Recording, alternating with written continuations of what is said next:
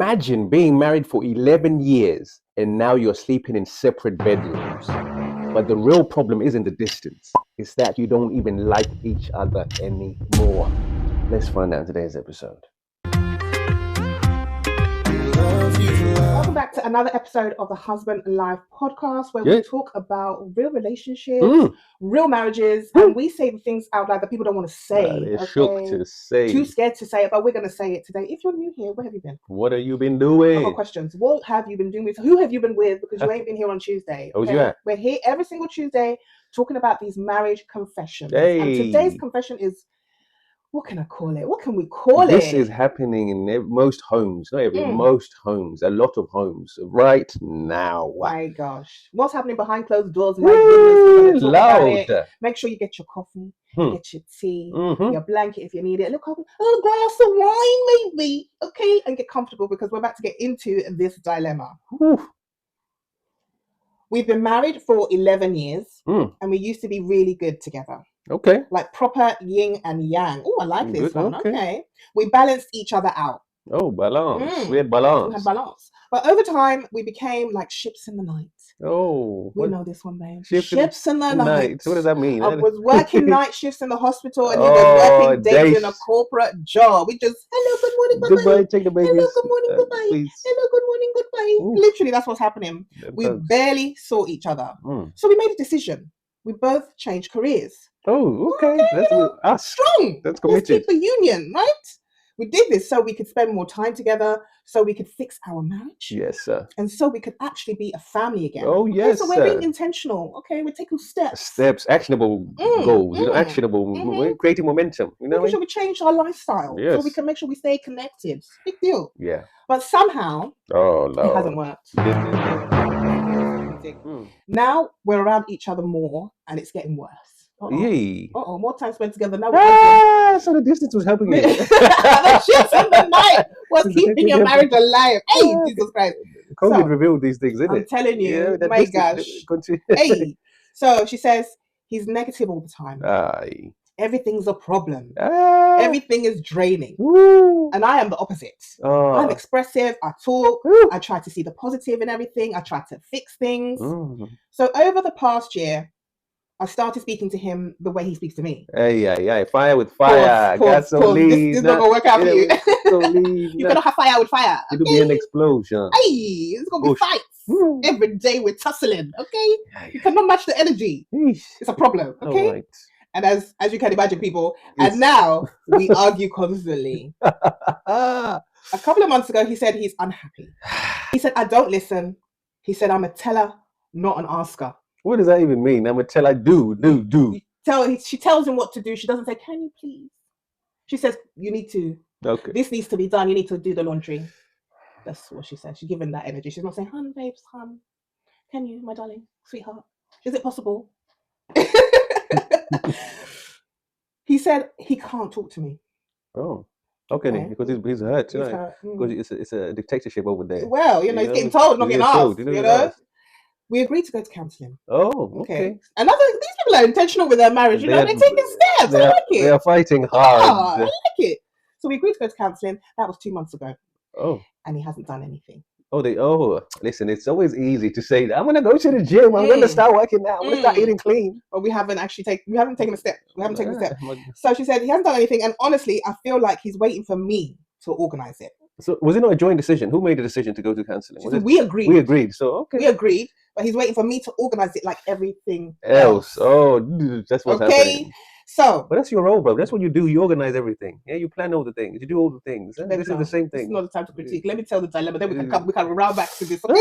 So, he drinks too much. Oh. He smokes too much. Ooh. And I've told him this is affecting your health and this is affecting our children. Okay? Now we're sleeping in separate rooms until he books that therapy. That's what she said. That's her ultimate. You better book that therapy or sleep in the spare room, okay? Does he know that though? Because he might be thinking, "Oh, there's no snoring now. I can so. He's probably happy. Like, I don't have to be poked to say 10 around." You know.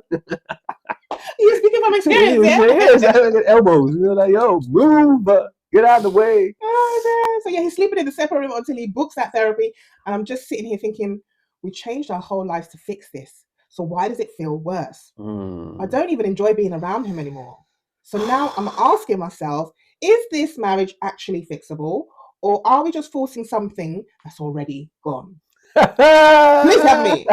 Please help me. My God, this is a juicy one. Juicy. So many people going through this. Babes, help your people. So this is what happens like when a couple is in two different directions, pulling through different directions. One person is trying and fighting and trying to actively find a solution to a problem. And the other person is like, even use sound effects rather than action, because it's so clear when he said we, he meant you. He agreed, but you must do this. Do what you always do. You know what I mean? Which is organize. Which is make arrangements. Make the appointments. 50-50. You play your role, I'll play my role. I said yes, and now you must do. You must do. You know what I mean? You tell and do. Right? That is what he's thinking. Oh my goodness. But the thing is though, really and truthfully, is he in the wrong, babes? Is he? Is he in the wrong? That's what we need to know. That's what we need to get into, because we just need to know, babe, from a man's perspective. So I think there's accountability on both parts here needs to be taken. So the first thing where you went wrong is you wanted to meet him. Where was that? Fire with fire. Hey! That can never be a good solution. Like, you know, from Mortal Kombat. Hurry, you get! You give it back. I remember that from childhood. Hurry, you get! You give it back. Listen. And then they give it back. They give it back. Someone's gonna get hurt. Finish him. Finish him. But you're like this. Waiting. And now you finish yourself. You finish. So this is the problem. So now, because you started like that, at the same time, he should be more conscious and more aware of the things he is not doing. For example, you gave him a chance to book this counseling session, and he hasn't done anything about it. Is it because it's not important to him, or are you thinking you're just nagging and going on, and just another thing you're telling him to do that he doesn't do? Because all of those things play a fact. If you're always telling him, if you're always telling, he's probably waiting for you to say, hey, sit down. Can you book it now, please? Is that what you do it? Because that's what you do with everything else. Nobody in their adult mind wants to tell another adult, this is what you have to do to save something that you said you're serious about, something that you took vows, sickness and health. So death was part. I love you so much. 11 years. It's been a long time. But you know, women like to control everything. We don't like to. Yes, you do. Things that don't even involve you. You start going, can I? Because I'm like, but we don't even need you. Why are you here? We can see that, number one, you're making the job 10 times harder for yourself, and number two, you're doing it wrong. So see, so this is what happens. So this is what happens. So now my guy's waiting for her teller to tell him when to call, when to book. And now she's like, I'm gonna go sleep in the spare room until he fixes it. My guy's there like, until she goes and leaves him a note to say divorce. Then you'll say, oh, I didn't know where it came from. It came from nowhere. One night it was all good. She said she wanted to go counter, but nothing ever came of it. And then now, oh my God, you're getting divorced. Can you believe it? Yeah. That's what he'll say. No. Right? It came from nowhere. But my thing was the negativity and the positivity. She said she's a positive person. She tried to bring him out of the trenches, pull him up from the drowning.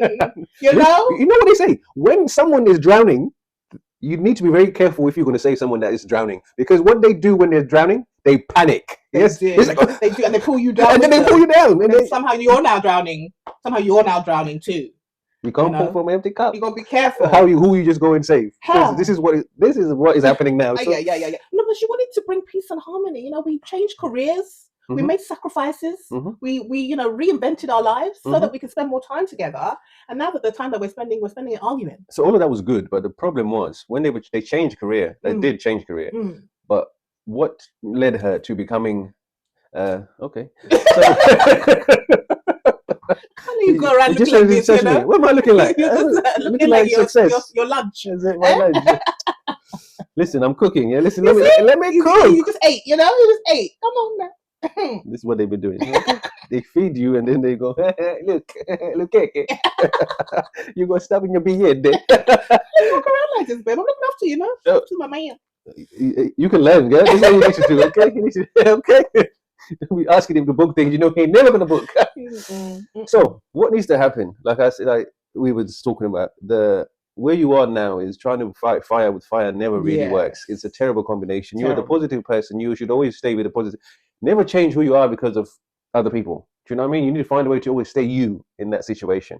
There is ways you could have used your positivity in a way that would have got you to the results that you wanted. We always talk about this. When you can say, why did you cut that beard? You look 12. You look so young.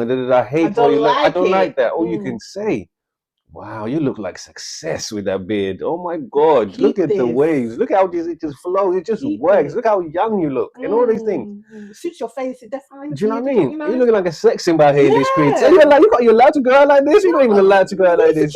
Security for you. Security is needed, And then the guy would Chester with Ego. What do you need me to do? You don't even need to tell me. I'm going to do it. You need to become a teller. Okay? My guy will be a doer. This is what will happen. Okay?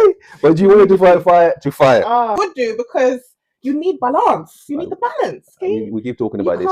You can't have two fiery people. It's not a good recipe. And the other thing now is the separate rooms, the separation of the love. Okay. Now I know a lot of couples that do have separate rooms. They do have separate rooms, but they still come together. Okay. They're still connected. They only have the separate rooms to sleep. That's it. Because one of them is a snorer. A big snorer. Okay. And the other one needs her rest. Yes, her rest. Okay. Okay, so sometimes you come together and then you say good night, baby, and you say pacey in the morning, sleep well. Everybody sleeps well. I'm done. Everybody sleeps well. See, I'll catch up with you in the morning. Now, this is not this. Separate rooms means get out of my space. I don't want to see you. Okay. Because what they've done is they separated physically and now emotionally, because they haven't got the other part of saying, okay, I'm only sleeping separately so I can have some good night's sleep. Yes, which is not the reason why they're sleeping separately. They're sleeping separately because they're in their feelings. Protesting. Yeah. Out of protest. It's a protest in your house. How dare you? War. We must fight for our rights. To get counseling. Yeah. What? This is crazy. You're fighting. You're at war when you're trying to come together, when you're trying to fix a problem. Yeah. But instead of actually sitting down and saying, right, what's going on? Have you actually asked him? What's going on with you? Why are you always angry? What are you unhappy about? Did you even ask him? When he said I'm unhappy, did you ask him why? What's going on? What's the reason why? What's the reason? We can't go straight to counselling. And we assume. Do we talk about why we're unhappy? Did he give you a list of the reasons why he's unhappy? He's unhappy. Because you agree? Do you disagree? Should know. Yeah, he should know why he's unhappy. Because you can't fix a marriage if only one person is trying. Well, we can't fix nothing if only one person is trying. You're supposed to be a team. Team means everybody works together for one common goal. That is the biggest issue you're finding now. So the way you used to communicate was, you might have told him stuff, but it was just in passing. It was one or two things because because you'd be like, wait, but make sure you get this. Make sure you do it. Cool, bye. Yeah. He'll go. That's why she's a teller. He goes home, Man United win, and then he'll be like, let me just do the little thing. I'll do it before she comes back. But now you both get home at 5:30. You need to cook. You need to do this. You need to do that. Hey, by the way, I'm doing this. You do that. By the way, He's like, yo, blood. Yeah. Because he didn't change the shift pattern, isn't? That's what she said. He didn't change. She's more likely changed because of the night shifts. They're no longer night shifts. No. So now we're both here during the day. Now we're both here looking at each other. Like, what's for dinner? Because it ain't gonna be me. It ain't gonna be me doing them. What we having for dinner? So it's like when you realize that maybe you don't know each other as well as you thought. Yeah. That maybe you don't have things in common as much as you thought. That's when you need to start thinking, who is this person? At this point, you guys are strangers. You need to start learning about each other again. Because 11 years as well, you change over 11 years. You're not the same person you were when you first met to where you are now. You people will be completely different. So really, you should start dating. Start dating again. Yeah. Start getting to know each other at this point where you're at. Meet each other where you're at. Figure out why he's unhappy. What's making him unhappy, girl? You need to know. And then that's when you can start thinking about going into counseling, getting someone to help you navigate the reasons why he's unhappy. And maybe you need to unlearn some things. He needs to unlearn some things, some traits that we have picked up over the 11 years, over the ships in the night situation where we didn't really care about each other's feelings because we didn't see each other. Was bye. Bye. So things are different. It's been a year. Yeah. That's why you're tussling. That's why you're fighting in there. Yeah? You can't be having war in your house. No, you cannot. Love and War is not the way. No, that's the dream album. So listen. So let's be honest. Yeah, let's really, really be honest. Would you stay and fight for this marriage? Would you stay and fight for this marriage, or think it's gone too far? Would you walk away right now and say, this person is not listening to me. I'm done. What would you do in this situation? Really, that's our 2 cents. Because really, what we want to know is what your 2 cents is. Because if you were the only one trying, And if you have been the only one trying, we need to know in the comments section. You need to let us know. What would you do? As always, we're so happy that you joined us this week, and we will catch you again next week for another marriage confession. Peace and love.